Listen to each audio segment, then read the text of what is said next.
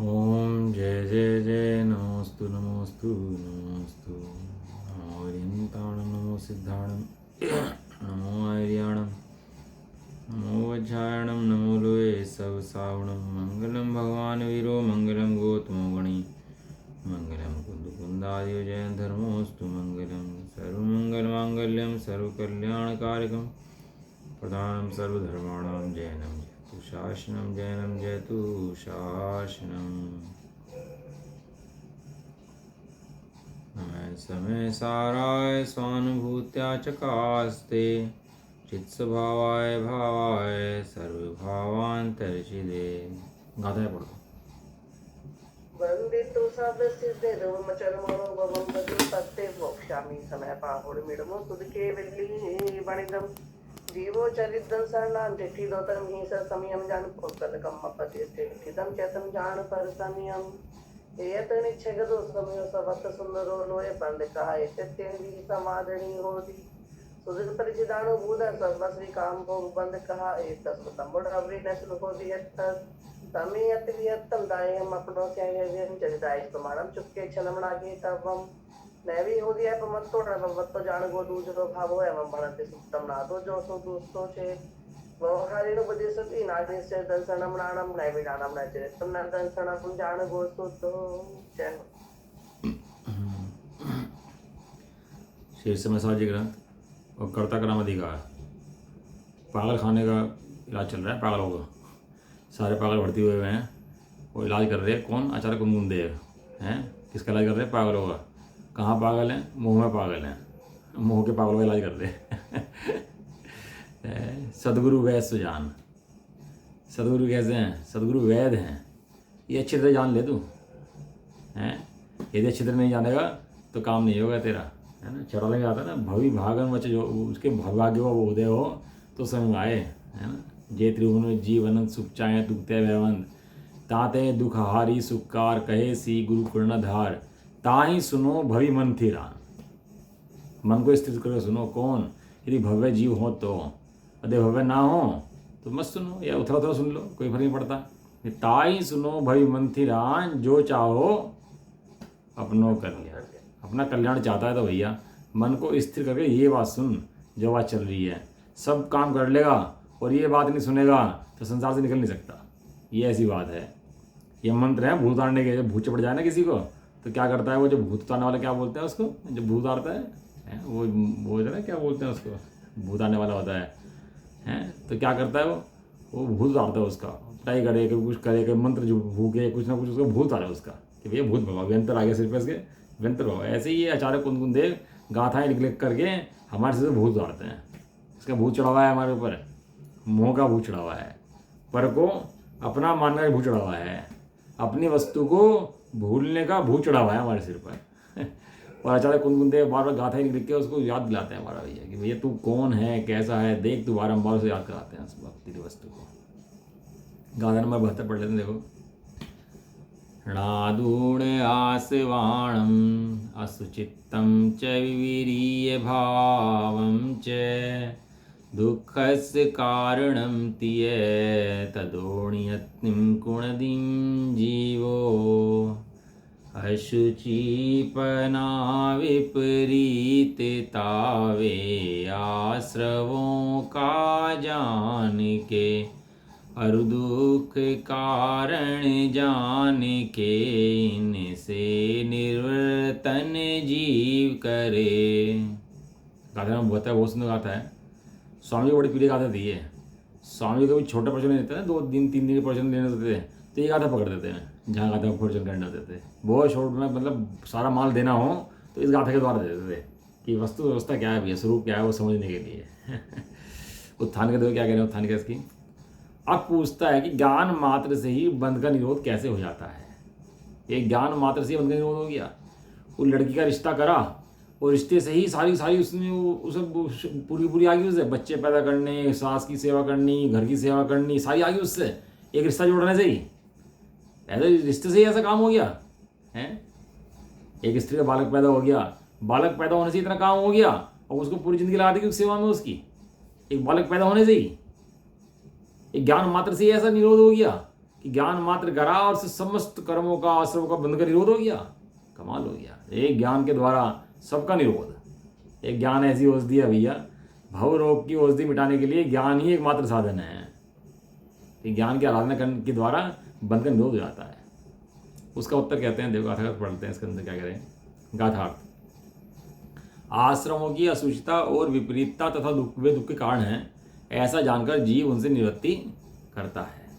क्या कह रहे देखो, आश्रमों की, आश्रम नहीं लिखा, आश्रमों लिखा। आश्रमों माने बहुत प्रकार के आश्रम होते हैं। आश्रम कितने होते हैं? बहुत प्रकार के। कर्मों की अपेक्षा देखो तो 148 प्रकार के आश्रम होते हैं, और परिणामों की अपेक्षा देखो तो असंख्यात लोक प्रमाण के आश्रम होते हैं। आश्रम के भेद है ना। ज्ञान से हटा तो ही आश्रम, ज्ञान से हटा तो ही आश्रम। जो ज्ञानी होते हैं ना, और ज्ञानी को भी हमेशा आत्मा में तो रह नहीं पाता, लेकिन आत्मा में जैसे ही हटता है तो उसको जैसे ही हटता है, जैसे राग द्वेष के परिणाम होते हैं तो ही आश्रम शुरू हो जाता है उसको। लेकिन उसको मिथ्यात्व का आश्रम नहीं होता, इसलिए उस अपेक्षा से निराश्रय भी कहा जाता है उसको। लेकिन वास्तव में जो अनंत सिद्ध भगवान है उनको आश्रय बिल्कुल भी नहीं है। जो सिद्ध भगवान है उनको बिल्कुल आश्रय नहीं होता, और इस ज्ञानी जी जो होता है उसको आश्रय होता है। लेकिन निराश्रय भी क्यों कहा? वो मिथ्यात्व की अपेक्षा से, क्योंकि मिथ्यात्व बड़ा पाप है, भारी पाप है मिथ्यात्व। मिथ्यात्व का आश्रय कोई आश्रम गिनते हैं यहाँ पर समयसार जी के अंदर। आश्रम होगी, आश्रम कितने प्रकार के होते हैं? आश्रम बहुत प्रकार के होते हैं भैया, बहुत भेद आश्रम हो गए। उनकी अशुचिता और विपरीतता। आश्रम कैसे हैं? अशुचि हैं, और कैसे हैं? विपरीत हैं। अशुचि माने गंदगे हैं। अभी थाली भी हो और थाली में खाना आ जाए और थाली के अंदर कोई राख लगी हो, साबुन लगी हो, कुछ लगा हो, तो क्या करोगे पहले उसको? क्या करोगे? उसको हटाएंगे, गंदगी हटाएंगे, उसकी गंदगी हटाएंगे नहीं हटाएंगे? चेहरे पे दाग लगाओ अपने थोड़ा सा, और ज्ञान में आ जाए चेहरे पे दाग लगा है तो बाहर जाओगे नहीं जाओगे बिना साफ करे उसको? साफ करके जाएंगे। ज्ञान में नहीं आया तब तो कोई बात नहीं थी, कि ज्ञान में नहीं आया तो चलो भाई कोई बात नहीं, चल पता ही नहीं है उसको।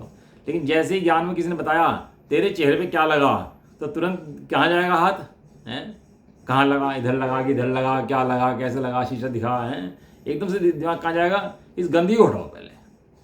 कहाँ जाएगा दिमाग? ये गंदगी साफ करो पहले, गंदगी नहीं चाहिए। आश्रम सूची हैं, भगवान दे के कहते हैं तेरे ज्ञान में नहीं है, बस इतनी सी बात है। ज्ञान में अज्ञान का आना ही अज्ञान का अंत है? जिस ज्ञान के अंदर अज्ञान आ गया, जिस ज्ञान के अंदर समस्या आ गई, वो समस्या का अंत हो गया, बस समझ लो आप। समस्या का अंत हो गया, समस्या का अंत प्रारंभ हो गया। लेकिन ज्ञान में है ही नहीं, तो तब तक क्या करेगा? तो कुछ कर नहीं सकता है। ज्ञान में आना चाहिए भैया। वे कह रहे आश्रम असूची हैं। अब आश्रमों के भेद नहीं लिए इन्होंने कि अच्छे आश्रम है कि बुरे आश्रम है। आश्रमों के भेद है ना, पुण्य पाप रूप, कुछ पुण्य रूप है, कुछ पाप रूप है कि नहीं? ऐसे भेद है आश्रमों के हैं। तो उनमें आश्रमों में क्या है कि जो अच्छा आश्रम है वे तो बढ़िया है जी, और जो बुरे बुरे आश्रम है वो खराब है, वे तो निकाल दो और अच्छा आश्रम रख लो। है ऐसा कुछ लिखा? सारे आश्रम सूची। तीर्थंकर नाम कर्म की प्रकृति जिससे बनती हो वो भी आश्रम सूची। बताओ, देखो तीर्थंकर नाम की प्रकृति तो बनती है, वो तो नाम की प्रकृति है, लेकिन बनती चारित्र मोह के उदय में। जब जीव को चारित्र मोह का उदय आता है और लगता है समस्त जगत का कल्याण कर दूं, तो उस समय जो तीर्थंकर प्रति बनती है वो नाम कर्म की प्रति बनती है, और वो आश्रय है, वो दुष्कार है, वो धर्म नहीं है। और स्वामी जी कहें धर्म नहीं है, वास्तव में वो तो अधर्म है। अब वो क्या कहते हैं, स्वामी जी पहले थे ना सितंबर मत में, तो वहाँ पर बोल रहे थे इस चीज को कि भाई ये धर्म नहीं है, उल्टा सही बात कहो तो धर्म नहीं है, अधर्म है। अपने स्वभाव से हटकर तूने जगत के कल्याण की सोची, ये अधर्म है। और श्वेतांबर मत के कुछ साधु बैठे हुए थे वहाँ पर, वे भी सुन रहे थे। उन्हें तो इतनी बर्दाश्त कहाँ है, वो उसमें बोलते हैं वोसरे। नहीं गलत है, गलत। तो गलत को वो बोलते हैं वोसरे, जो गुजराती में है ना वोसरे। तो कहने लगे वोसरे कह के चले गए। बाद में आए स्वामी जी के पास, स्वामी ने समझाया भैया ये गलत क्या है, इसके अंदर ये बताओ ना तुम, इसके अंदर गलत क्या है। भाई आश्रम को लिखा आश्रम दुखकार घनेरे, ये लिखा थोड़े से आश्रम सुखकार हैं, थोड़े से आश्रम दुखकार हैं, ऐसा लिखा है कहीं? ये रत्नों के ढेर तो हैं तो अच्छे हैं भैया, और ये मिट्टी के ढेर हैं बेकार हैं, कहीं लिखा है ऐसा? सबको पुद्गल लिखा ही लिखा। जड़गण से रिद्धि वैमानिक देवनी सबनो जाना पुद्गल एक स्वभाव, जो सारे पुद्गल के स्वभाव है कि नहीं है?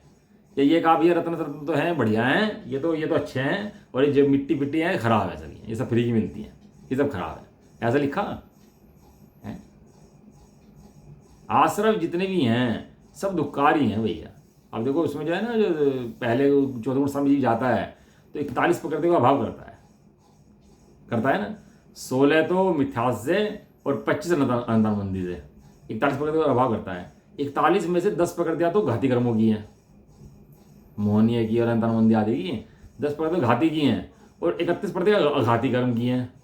और अघाती कर्म की जितनी प्रकृतियां ना, वे सब पाप वाली, तीव्र पाप वाली प्रकृतियां हैं जिनका नाश हो जाता है। कब? जब जी पहले चौथे में जाता है। कौन सी प्रकृतियां हैं? 1 इंद्रिय, 2 इंद्रिय, 3 इंद्रिय, 4 इंद्रिय, नपुंसक, तिर्यंच, नारकी, हैं स्त्री, हैं ये सब हैं, इन सब का अभाव हो जाता है उसको, जितनी भी गति खोटे पाप कर्म हैं, और अच्छे अच्छे पाप कर्म रह जाते हैं। देखो आघाती कर्मों के अंदर नाम कर्म की 53 प्रकृतियां हैं, और उन 53 प्रकृति में से 31 का भाव तो यही हो जाता है। किसमें? पहले से चौथे में जाने पर। अब जो संस्थान है ना, संस्थान कितने होते हैं? 6 में से 5 का भाव हो जाता है, 5 का बंध नहीं होता उसको। बंधेगा तो कौन सा बंधेगा? सबसे उत्कृष्ट वाला। सहनन है, सहन है, बंधेगा तो कौन सा? सबसे उत्कृष्ट वाला। भले ही वर्तमान में उदय में हो, उसके पुराना कोई बात नहीं है, लेकिन नया बंधेगा तो कौन सा बंधेगा उसको? नया बंधेगा तो उत्कृष्ट बनेगा वो। पंचेंद्रिय बनेगा तो उत्कृष्ट बनेगा, सहनन तो उत्कृष्ट, संस्थान तो उत्कृष्ट, सुस्वर मिलेगा, आदेय मिलेगा, यश मिलेगा। वही जो अपयश की प्रकृतियां हैं, अनादेय की प्रकृतियां हैं, इन सब का भाव हो जाएगा उसको। ये सब प्रकृति नहीं बनेंगे उसको। किसको? जो समय दृष्टि में बनता है। लेकिन वो समय दृष्टि यदि इनके लिए करे काम ही है कि भैया पुण्य का भाव होगा, पाप का भाव हो जाएगा, पुण्य बन जाएगा, यदि इस दृष्टि से करे तो समय दर्शन भी उसको नहीं हो सकता, वो पहले गुस्सा में रहता है। वो तो वहां आत्मा का अनुभव करता है, और आत्मा के अनुभव के बाद ये सब प्रकृतियां उसको स्वयं बनती हैं और स्वयं छूटती हैं। स्वयं छूटती हैं और स्वयं उनकी स्थिति देख के रहा है कि भैया इसकी पाप प्रकृति का भाव हो जाएगा, और पुण्य प्रकृतियां इसको बंधेंगी, रह जाएंगी, वो स्थिति देख के। लेकिन पुण्य को उपादेय मानता हो, ऐसा नहीं है। अगर पुण्य को उपादेय मान ले तो मिथ्या दृष्टि ही है। पुण्य को उपादेय मान ले तो क्या है? बहुत से जीव होते हैं ना कि भैया हम तो पूजा पाठ कर रहे हैं, देवती में जाएंगे, वहां से विदेह में जाएंगे, वो विदेह में भैया अपना केवल ज्ञान प्राप्त करके और अपना हम तो मुक्त चले जाएंगे भैया। हैं, सुना होगा आपने बहुत लोगों की बात है, करते नहीं करते हैं कि भैया यहाँ से तो हम पे रिजर्वेशन रखा, हमने तो वहाँ का अपना, हमने तो रिजर्वेशन का हमारा कोटा फुल हो गया वहाँ का, कहें हमने तो सीट नंबर फिक्स है हमारे, तो यहाँ सीधा स्वर्ग, वहाँ से देव, और वहाँ से सीधा मुक्त जाएंगे भैया हम तो। हैं ये कल्पनाओं में उड़ने वाला जीव तो क्या करेगा भैया? तो अपना वर्तमान स्वभाव जो ज्ञानवंत स्वभाव ही है वो नहीं देखता, और हवा में उड़ता है। कहाँ देव बनेगा? तूने पहले अपना भी खुद ही तय कर लिया। अपना कोटा तो खुद ही बना लिया है स्वर्ग में और मोक्ष का। आत्मा का ठिकाना नहीं है, अनुभव का ठिकाना नहीं है, और मोक्ष की बातें करता है। बताओ, बस जान लिया मोक्ष सुख का कारण है, बस मोक्ष मोक्ष मोक्ष। मोक्ष होता कहाँ से है? आश्रव दुक्कार घनेरे। आश्रव कैसे हैं? आश्रव अशुचि हैं, गंदगी हैं, गंदगी रखने लायक नहीं है, गंदगी हटा देने लायक है। अब ऐसा होता है कि थोड़ी गंदगी रखने लायक है और ज्यादा गंदगी हटाने लायक है, ऐसा होता है क्या? एक के चेहरे पर पूरी कालक पुती हुई हो और एक के चेहरे पर निशान हो हल्का सा, बताओ दोनों में से कौन सा रखने लायक है?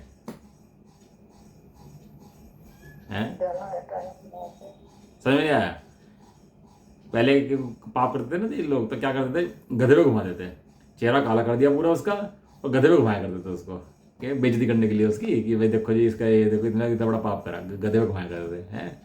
एक के तो पूरा चेहरा काला हुआ है, और एक के महिला के अंगीठी बनाते हुए हल्की सी काला से लग गई, यहाँ पर हाथ में लग गई है, कोयले की काला से लग गई है। अब कोयले काला से, मतलब दोनों में तो कौन सी गंदगी रखने लायक है ये बता दो। गंदगी कौन सी अच्छी? कहने लगे भाई साहब गंदगी कोई सी भी अच्छी नहीं है, इसलिए तो गंदगी कह रहे हैं। कम गंदगी या ज्यादा गंदगी इसका सवाल ही पैदा नहीं होता, गंदगी तो गंदगी है। अब वो परिणाम आश्रम को शुभ के हों चाहे शुभ के हैं, दोनों हटा देने लायक हैं, दोनों ही रखने लायक नहीं है। प्रश्न जी में गाथा नंबर 45 है, उसके अंदर होता है पुण्य फल अरहंता। अरहंत जो है पुण्य के फल वाले होते हैं। गाथा 45 पढ़ लेना समय साठ जी की, वो प्रश्न जी की, पुण्य फला अरहंता। ये जो अरहंत है ना पुण्य के फल वाले होते हैं, तो अज्ञानी कूदता है, कहने लगा देखो पुण्य के फल को अच्छा कह दिया, पुण्य के फल को अच्छा कह दिया। अरे भैया वहाँ वो कह रहे हैं शमोषण आदि विभूतियाँ जो है ना ये पुण्य के फल मिलती हैं। वहाँ ये नहीं कहा था कि अरहंत जो बने हैं, ये जो अरहंत परमात्मा है, सर्वज्ञ परमात्मा है, ये अरहंत के फल में है। वो तो अपने उपादान की योग्यता से, अपने उपादान की आराधना से हुए हैं, वो पुण्य के फल में नहीं हुए। यदि पुण्य के फल में अरहंत होता तो सिद्ध भी पुण्य के फल में होते। सिद्ध को पुण्य का फल है कि नहीं है, बताओ जी। सिद्ध को पुण्य का फल है कि नहीं है? भारी हो गया थोड़ा सा आज, समझ में नहीं आ रहा। नहीं समझ आ रहा है। सिद्धों को पुण्य का फल है कि नहीं है? सिद्धों का तो कर्म ही नहीं है, न पाप है न पुण्य है, वह तो निष्कर्म अवस्था है। वहां तो न पुण्य का रूप है न पाप रूप है, वो सिद्ध बन गए। अरहंत के लिए पुण्य चाहिए। तो कैसी मूर्ख वाली बात करता है भैया। जो बड़ा पद है सिद्ध पद, उसके लिए पुण्य चाहिए, जो छोटा पद है उसके लिए पुण्य चाहिए। तो पुण्य का भाव कर कर वे सिद्ध बनते हैं भैया, वे अरहंत बनते हैं। वहाँ वो पुण्य को पाते नहीं दिखाया, ये दिखाया कि इंद्र सेवा करते हैं और ये चक्रवर्ती चरणों में झुकता है, ये शमोषण है, ये देवता हैं, सो इंद्र पूजा करते हैं। तो ये सब किसका फल है? ये सब पुण्य का फल है।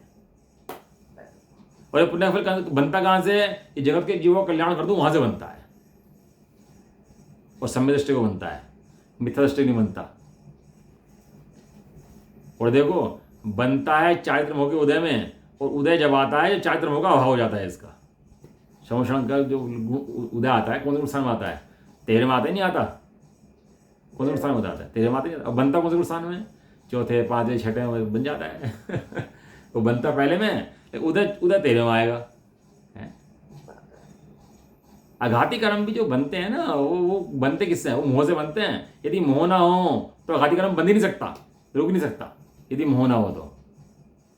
कैसे कह रहे जी आप ये बात कि देखो जो अरहंत देव को है ना 12 गुण स्थान के बाद ना जब 13 गुण स्थान आता है तो मोह का पूर्ण भाव हो जाता है। वहाँ पर 13 गुण स्थान के अंदर होता है, ज्ञानावरणी चले जाते हैं, दर्शनावरणी चला जाता है, मोहने चला जाता है, अंतराय चला जाता है, चारों घातिया साहब आघाती कर्म रह जाते हैं। और आघाती कर्म का बंध नहीं होता, ईर्ष्या पता आश्रय होता है, बंध नहीं होता वहाँ पर। क्योंकि बंध जो होता है वो कषायों से होता है, और कषाय जो होती हैं वो चारित्र मोह से होती हैं। समझ में आ रहा? तो टेक्निकल हो गया थोड़ा सा समझ है। ये क्या है? ये आश्रम है। चारित्र मोह की भी जीव कूदे, चारित्र मोह चारित्र मोह। अरे महाव्रत अनुव्रत भी है ना, वे आश्रम है। ये जीव कूदे अनुव्रत ले लो भैया, महाव्रत ले लो, बहुत बढ़िया है भैया, रखने लायक है। रखने लायक नहीं है, रखने लायक शुद्धात्मा है तेरा। ये महावत सोचता है महावत ले लो भैया, और ये अनुव्रत ग्रहण करो, और नियम ले लो, और व्रत ले लो, ऐसा कर लो। अबे किसके नियम और किसके व्रत है? ग्रहण पूर्वक क्या होता है भाई साहब? निवृत्ति तो कर ली, प्रवृत्ति कहाँ करी तूने? निवृत्ति का मतलब है कहीं प्रवृत्ति करनी है। प्रवृत्ति तू कर रहा है, प्रवृत्ति कहाँ कर रहा है? ज्ञानता में कर रहा है। अब उसे वहां से निवृत्ति कराई तो प्रवृत्ति कहाँ पे कराई? कि प्रवृत्ति शुद्धात्मा में कराई। अब वो निवृत्ति में लग गया। निवृत्ति में क्या किया? छोड़ो छोड़ो छोड़ो छोड़ो छोड़ो छोड़ो। अब ग्रहण क्या करा तूने? प्रवृत्ति तो हम भी कर रहे, दिनात प्रवृत्ति ज्ञानता में कर रहे। तो वहां से ज्ञानता की प्रवृत्ति छुड़ा करके तेरे को ज्ञान की प्रवृत्ति में लगाया, ज्ञान के आराधना में लगाया तेरे को। उसका नाम निवृत्ति, उसके बाद जो है प्रवृत्ति पूर्व निवृत्ति है। खाली निवृत्ति नहीं करनी, निवृत्ति करे प्रवृत्ति क्या करी? वो बंदर भी समझदार इतना होता है, कपड़ा जब छोड़ता है तो रोटी मिलती है उसको। वो बच्चा समझदार इतना होता है, चाकू जब छोड़ता है जब उसको कुछ खिलौना दे देते हो। इतनी समझदारी होती है जीव के अंदर। ऐसे ही आश्रव कब छोड़ता है? जब जानता है अशुचि है। क्या जानता है? ये अशुचि है भैया। तो बालक चाकू से खेल रहा, मस्ती कर रहा है, चाकू से खेल रहा, मस्ती कर रहा। बड़े लोगों को पता लगता है भी चाकू से खेल रहा, अभी क्या होगा इसका? हाथ पैर कट जाएंगे हैं। ऐसे ही आचार्य को दिखता है ये आश्रम है, ये तू उपाधि जानता है, तीर्थंकर प्रकृति को, अणुव्रतों को, महाव्रतों को, व्रत को, नियम को तू महान जानता है। ये महान नहीं है, तेरा आत्मा महान है।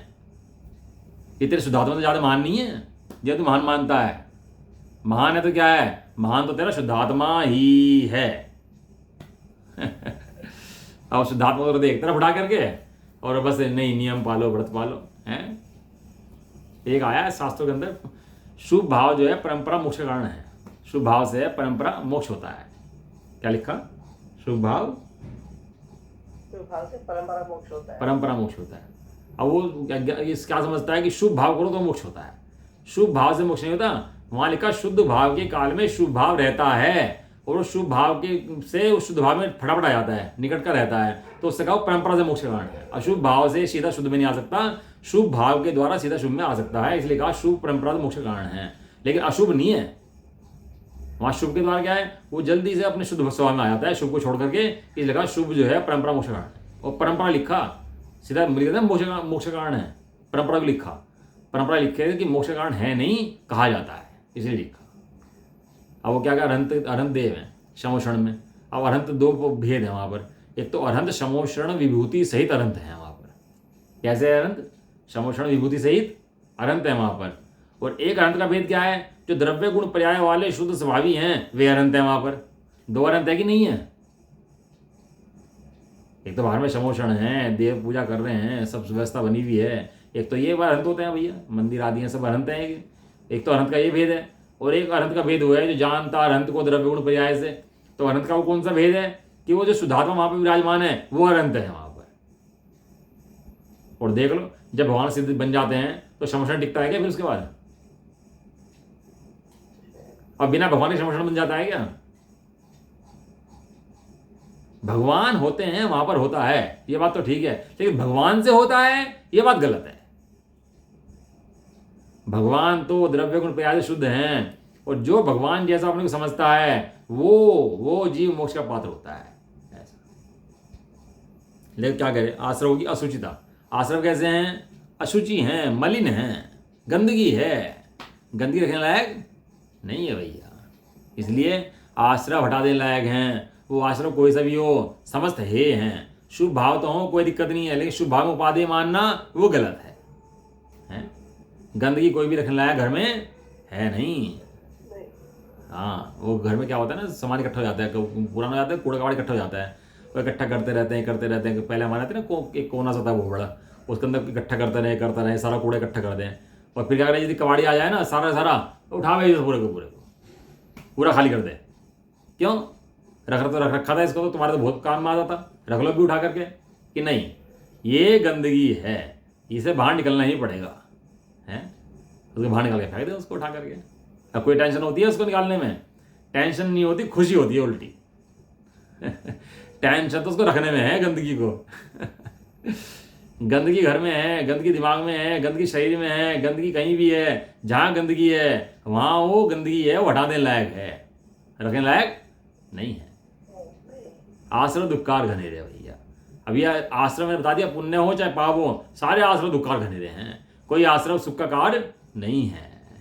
ये लिखा आश्रमों की अशुचिता और विपरीतता। विपरीतता माने विपरीत हैं, स्वभाव से विपरीत हैं। कौन स्वभाव से विपरीत हैं? ज्ञान स्वभाव से विपरीत हैं, मेरे स्वभाव से विपरीत हैं, मेरे स्वभाव के उल्टे हैं, विपरीत हैं। तथा क्या लिखा? वे दुख के कारण हैं। क्या लिखा? दुख के कारण। दुख के कारण है। आश्रय थोड़े बहुत सुख के कारण होते होंगे, थोड़ा बहुत आश्रय तो खाना पीना अच्छा मिल जाए और मन के अच्छे काम हो जाए अपने कहे अनुसार, तो सुख का कारण है ही नहीं कि नहीं है। आचार्य दे ले, सारे जितने आश्रम हैं, जितने समस्त आश्रम हैं, वे समस्त दुख के कारण हैं।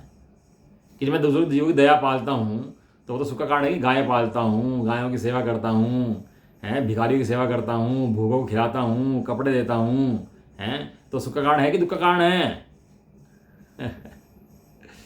क्या दुख का कारण है? अरे तेरा शुद्धात्मा की सेवा कर, वो सुख का कारण है, और इसके अलावा तो जो करेगा सो ही दुख का कारण है। बहुत कहते हैं भैया, सास स्वाध्याय करना, पूजा पाठ करना, सब करना, वो सुख का कारण है कि दुख का कारण है? इस समय सारी चलता है ना, तो बात कर ही सकते हैं ना, पर खुली एकदम साफ बात कर सकते हैं अभी तो अपनी, वो तो लाग लपेटी कोई बात ही नहीं है इसके अंदर। बताओ, पूजा पाठ सब ये दुख के कारण है, सुख के कारण है?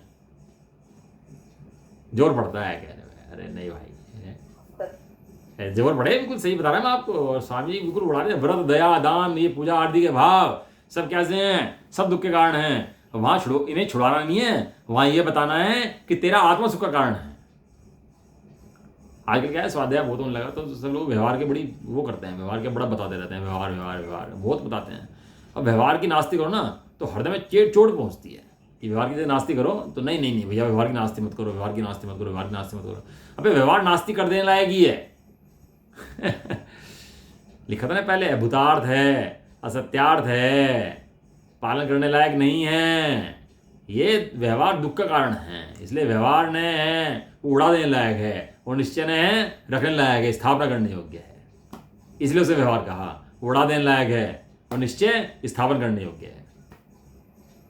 अपने शुद्धात्मा की स्थापना करो, उत्थापन करो, उद्यापन करो उसका, और जितने अन्य भाव व्यवहार के हैं वो सब उड़ा देने लायक है, रखने लायक नहीं है भैया, लेकिन दुख के कारण है भैया। दुख का कारण हो घर में रखता है क्या उसको, है दुख का कारण हो घर में रखता है।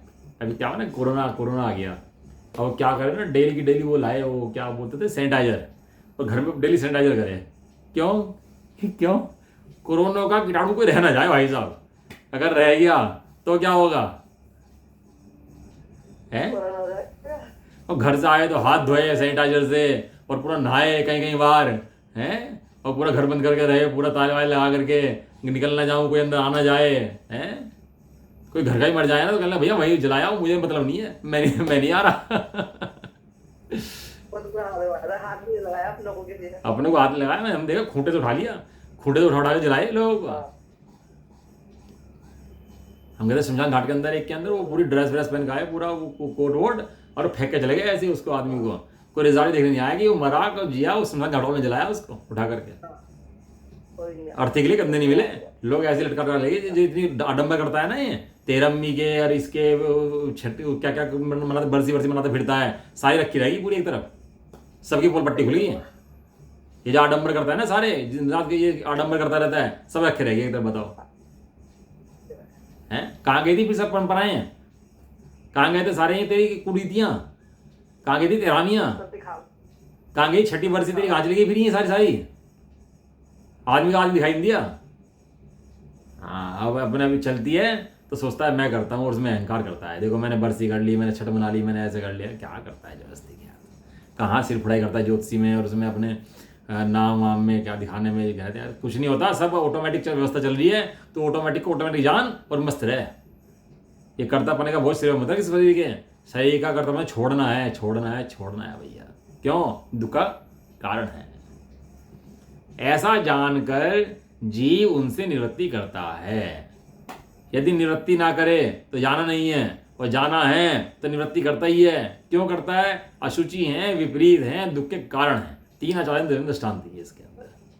क्या दिए आश्रम कैसे हैं, अशुचि है, विपरीत है, दुख के कारण। हाँ ये याद कर लेना भैया, लिख लेना कहीं, ये आश्रम रखने लायक नहीं है, ये जहर है, ये जहर है भैया है। मिठाई हो, मिठाई और उसके अंदर जहर पड़ा हो, एक थोड़ा जहर पड़ा हो, तो बताओ मिठाई पूरी मीठी, इतनी बड़ी मिठाई का 1 किलो मिठाई लाया, उसके अंदर जहर है हल्का सा, सांप मुँह मार गया उसके अंदर ज़्यादा है। अब वो मिठाई तो 1 किलो है और सांप का जहर 1 ग्राम है, तो बताओ वो रखने लायक है कि फेंकने लायक है। फेंकने लायक कोई खा रहे हैं 10,000 रुपये किलो की उनसे निवृत्ति कर लेता है। अब निवृत्ति हुई कि करी, जब ये जाना कि इसके अंदर जहर है तो निवृत्ति होगी कि नहीं होगी, खुद ही अपना होगी। ये सब ऑटोमेटिक चलने वाले काम हैं, ये सब जबरदस्ती के दिखा के काम नहीं है कि कर करके दिखा के काम हो रहे हैं, ये सब ऑटोमेटिक चलने वाले काम हैं। जब जानता है कि आंसू दुख के कारण हैं, असूची हैं, विपरीत हैं, तो उसे निवृत्ति हो जाती है, स्वयं में निवृत्ति हो जाती है, जबरदस्ती नहीं करनी पड़ती, क्योंकि जानता है ये दुख के कारण है भैया। अब वो भगवान के पास बैठता है तो शुद्धात्मा देखने का प्रयास करता है, सांस पड़ता है शुद्धात्मा देखने का प्रयास करता है, बारंबार लक्ष्य उसके कहाँ है, शुद्धात्मा, क्योंकि शुद्धात्मा शुचि है, अविपरीत है और सुख का कारण है। जो आश्रम है ये अशुचि हैं, विपरीत हैं और दुख के कारण है। ऐसा समझ में आया गाथा का मर्म क्या है इसका। गाथा के अंदर पूरा आश्रम की पोल खोल दी, इसके अंदर आश्रम की पोल पट्टी क्या है तो पूरी खोल कर दी, माया की उसकी सारा केस खोल दिया, सोल कर दिया उसका आश्रम होगा, सारा केस ही खत्म कर दिया उसको उठा करके। कहना भाई जितने आश्रम हैं सब दुख के कारण है भैया, सुख इनके अंदर है ही नहीं, सुख की लगार भी नहीं है, सुख का रंच भी नहीं है इनके अंदर, ये दुख ही दुख है, चाहे पुण्य हो चाहे पाप हो। देखो कि टीका पढ़ते हैं इसकी। टीका, जल में सवाल है काई है सो मल है या मैल है। देखो आचार्य ने दृष्टांत लिए ना, तो बड़े इजी दृष्टांत लिए हैं, दृष्टांत जितने लिए वो सब बहुत इजी हैं, आराम से समझ में आ जाए, ऐसे हैं। कोई भी बेवकूफ़ समझे ना, बच्चा समझे तो उसकी समझ में आ जाए, ऐसे दृष्टांत, कठिन दृष्टांत लिए, क्योंकि दृष्टांत नहीं समझाना, समझाना क्या है? सिद्धांत। इसलिए दृष्टांत पकड़ते हैं इजी, और दृष्टांत तो उसके माध्यम से समझाते हैं दृष्टांत, क्योंकि सिद्धांत जो है थोड़ा भारी है, तो उसे समझाने के लिए दृष्टांत लिया जाता है। दृष्टांत क्यों लेते हैं भाई? सिद्धांत सीधा सीधा समझ में नहीं आता, इसलिए जो तेरी दिन की घटनाएं हैं उन घटनाओं के माध्यम से समझाते हैं कि ये इस तरह से है। हालांकि आचार्य कुंदन देव ने अपनी गाथाओं के अंदर कोई दृष्टांत नहीं लिया, और आचार्य अमरचंद देव ने बहुत दृष्टांत दिए भैया। किस तरह तू समझ जा, यहाँ पर ला समझ जा, किसी तरह तू ये बात समझ जा भाई, तेरे हित की बात है, तू किसी तरह समझ जा बस बात को। दवाई होती है ना, तो वो पीता नहीं है बालक, कड़वी, लेकिन कहता है तू किस तरह पी ले बस, है तेरे रोग मिट जाने वाले हैं सारे, तो दवाई पी लेगी इस तरह बस ये। और दवाई पिए वो क्या अच्छी थोड़ा लगती दवाई पीनी है, लेकिन पीता है जबरदस्ती फिर भी, और रोग मिटा जाती है उसकी। तो क्या कह रहे देखो, जल में सवार है काई है, सो मल है या मैल है। जल में मतलब जल के ऊपर, जल में कहने का मतलब यहाँ जल के अंदर नहीं, जल के ऊपर। जल के ऊपर काई आ जाती है, काई आती है नहीं आती जल के ऊपर? आ जाती है, आ भी सकती है, लेकिन काई है सो काई है, काई है सो मल है, काई है सो मैल है, काई है तो जल नहीं है, और जल है सो काई नहीं है। वो जल उसे ढक देती है, हैं? रुका हुआ जल होता है ना, उसमें आ जाती है, उसमें कोई बात नहीं, आ सकती है, वो बड़ी बात नहीं, लेकिन जल का कुछ बिगाड़ने में समर्थ नहीं है भैया। इसलिए जल में सवाल है काई है सो उसका मल है या मैल है। उस सवाल की भांति, उस मल की भांति, जैसे वो मल भासता है पानी के ऊपर, जैसे काई भासती है पानी के ऊपर, ऐसे ही आश्रव जो हैं वे आत्मा के ऊपर मल रूप या मैल रूप से अनुभव में आते हैं। आत्मा का मल कोई है कि नहीं है? आत्मा का मल कोई है कि? आत्मा का मल है भैया। आत्मा मल जो है वो आश्रव है। आत्मा मल कौन सा है वो? अभी तो क्या है ना, जब अशुचि भावना पढ़ते हैं ना, तो अशुचि भावना के अंदर पढ़ते हैं भैया शरीर जो है नवद्वार भय घिनकारी है, और ये देखता है भैया देह बहुत बुरी है भैया, बहुत गंदगी है भाई इस देह के अंदर, तो वो सब भरा पड़ा भैया, हड्डी मांस मज्जा नसें सब भरी पड़ी, गंदगी भरी पड़ी, ये तो देखता है। लेकिन जो आश्रम हैं वो वास्तव में आश्रम है, मल रूप या मैल रूप है, वे नहीं देखता। वास्तव में देह दुख रूप है क्या? देह आश्रम है क्या? देह आश्रम नहीं है। तेरा जो राग है, तेरा ज्ञानता जो है वो वास्तव में आश्रम है। एक समय का ज्ञान वो आश्रम है। वो आश्रम जो हैं, जो दिनाती परिणत में चलते हैं पर के उपाधि रूप पने से, वे मल रूप हैं, मैल रूप हैं, रूप में आते हैं। इसलिए वे कैसे हैं? इसलिए अशुचि हैं, अपवित्र हैं। आश्रम कैसे हैं? अशुचि हैं, अपवित्र हैं। और देखो आगे कितनी बड़ा बता रहे, और भगवान आत्मा। आचार्य देव का प्रिय शब्द है भगवान आत्मा। आत्मा को क्या कहें बार बार? भगवान। कोई है कहने वाला हमें दिन में जब भगवान कहता हो? किसी को कहता है ना भैया तू भगवान है, तो आप बगले जाके कहने लगा तुम क्या बात कर रहे हो, भगवान तो मैंने वेश देखे, भगवान तो वे होते हैं, कृष्ण भगवान है, राम भगवान है, महावीर भगवान है, ये सब भगवान है, हम तो इन्हें भगवान मानते हैं। कभी ऐसा माना कि तू भगवान है? अभी नपुंसक हो, तिर्यंच हो, है कोई जीव हो, अपने को क्या समझे, बस हम तो भैया नपुंसक हैं भैया, हमारा क्या है, हम तो भैया तिर्यंच हैं, हमारा क्या है। लेकिन आचार्य कुंद देव जगती से इतना प्रेम है, उस नपुंसक को, तिरंज को भी क्या कहते हैं कि तू भगवान है। क्यों? तू भगवान आत्मा है भैया, तू पूरा है, तेरे नपुंसक देह नहीं है, तू भगवान देह है, तू भगवान आत्मा है, ज्ञान शरीर ही है। भगवान आत्मा तो सदा ही, क्या शब्द दिया? सदा, ऑलवेज। तू दुखी मत हो, कभी घट जाऊंगा, कभी मिट जाऊंगा, ऑलवेज, हमेशा, सदा ही, अति निर्मल। कैसा है आत्मा? अति निर्मल। निर्मल में भी शब्द लगाया अति, अति निर्मल है भैया, तेरे अंदर कभी मैल का प्रवेश कर ही नहीं है।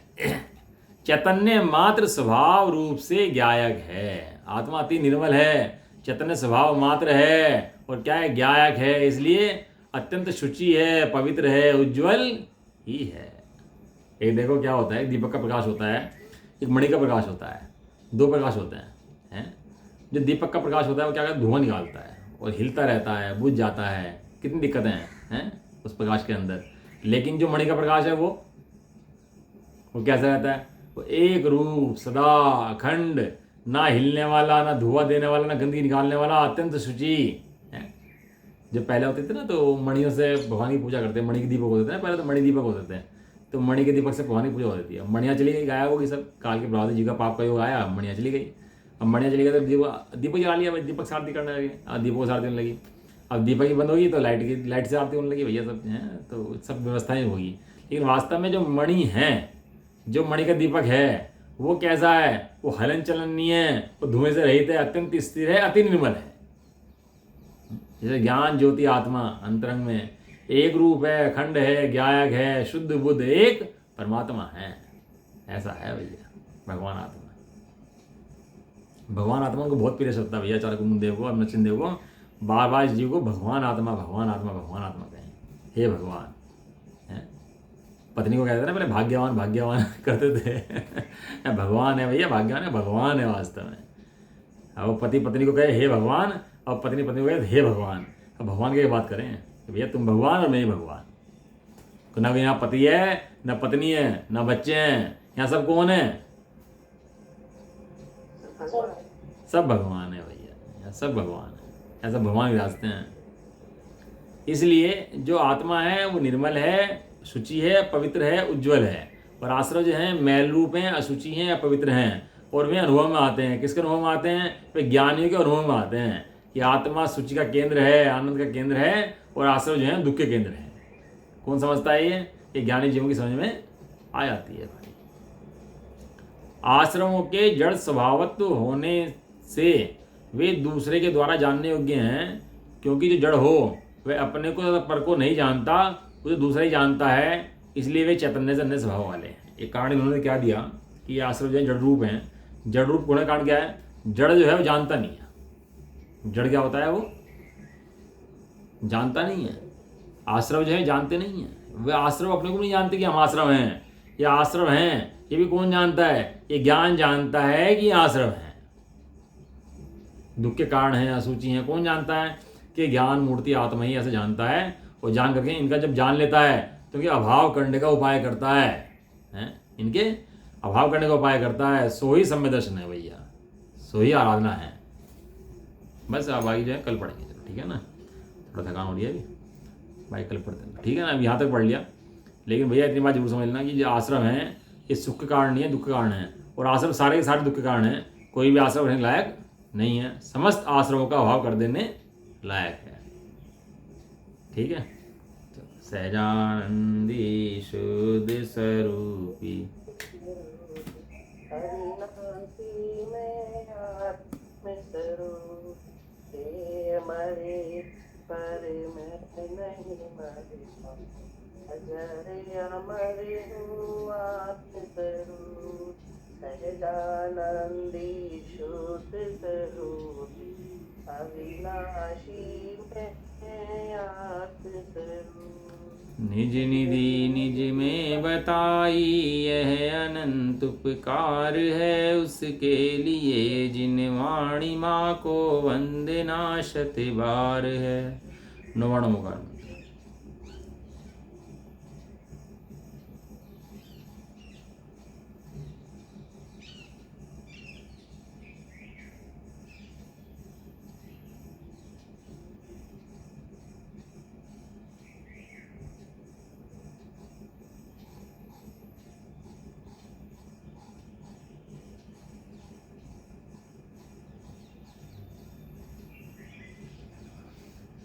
जय बोलो माता की, महान जैन धर्म की। एक साथ बोलिए जय जय।